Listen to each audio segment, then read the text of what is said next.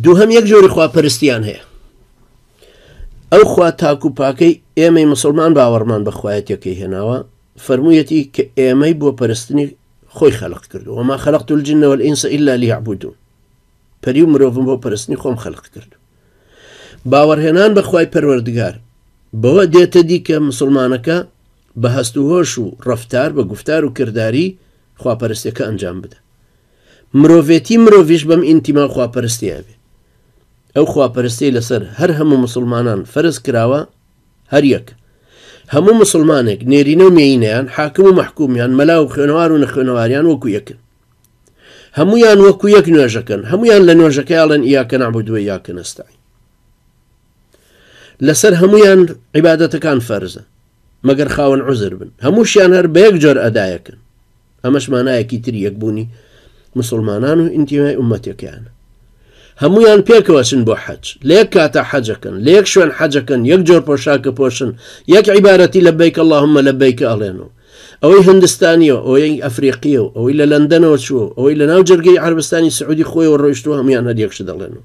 ئەمە جگە لەوەی خواپەرستی ئیسلامیەکان واتا و کاریگەری خۆیان هەیە کە ئەبن بەو هۆکاری ئیزافی بۆ بەهێزبوونی جانی کۆمەڵکاری ئومەتیەکە و پتەوبوونی شیرازەی وەلائی نێوان تاک و کۆی ئومەتەکە و تند و تۆڵبوونی ئینتیماکە.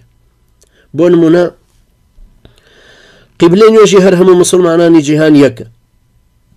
مسلمانان لە هەر چوە بن لە شەو ڕۆژێکە لانی کەم 5 جار ڕوەکەنە ئەو کەعبەیە. ئەمەش کاریگەری لە یەکخستنی هۆش و هزریانە هەیە، هی هەستی ناخیان هەیە، هەستی ئینتیمایان هەیە کە ئەم خەڵکەی وەکو من ڕویان لە کەعبەیە یەکین. هەموو ئەندامانی خواناسی ئومەتی ئیسلامین.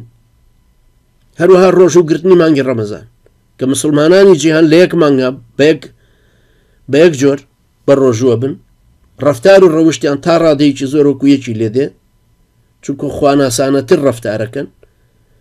ئەمەش ئەو هەستە لای مسلمان دروستەکە کە ئەوە تا ئەندامانی ئەم ئومەتە هەروەکو لە ناو خۆیانە وەکو یەکن، ئومەتەکەشیان لە هەموو کۆمەڵگەیەکی تری بەشەری جایە.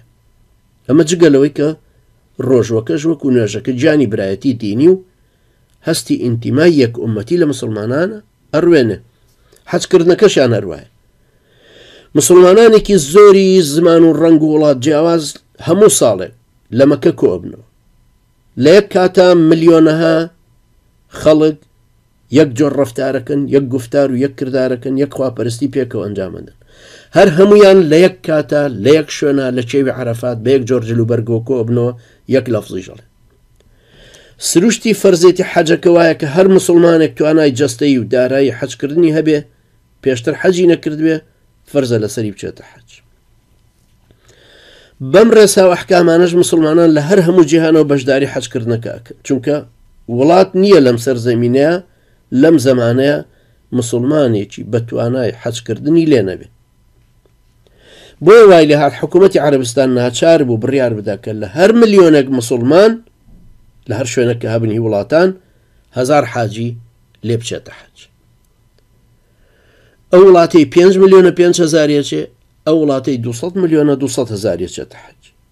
ئەندۆنیسیا 240 ملیۆنە 240,000 چن. گامبیا 1.5 ملیۆن یعنی 1500 کەسیانە چن. ئیتر ئاوە. بەمەش مسلمانان لە هەموو شوێنێک یا مسلمانانی هەموو شوێنێک ئەچنە یەک شوێن بە یەک جۆر پۆشاکەوە، یەک جۆر ڕستەی خواپەرستی ئەڵێنەوە و وەکو یەک جۆر بزاوت و هەڵوێستیان پێکەوەکەن. لە حەج و بە حەجکردنەکەی مسلمانان لە یەکتریا ئەتوێنەوە. هەمویان هەست بە ئینتیمای یەک ئومەتی خۆیانەکەن. کەس لەو هەموو ملیۆنەها حاجیە پۆشاک یان گفتار یان بزاوت یان هەڵوێستێکی ڕەفتاری جیاوازی خۆی نییە. ئەگەر هەڵەی کرد کەفارەتێت.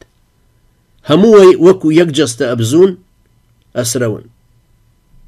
یەک جۆری خواپەرستی هەرچەندە خۆی نیشانە یەک ئومەتیە، لە هەمان کاتیشا هۆکار و پاڵنەری ئەو هەستکردنە بە ئینتیمای یەک ئومەتی.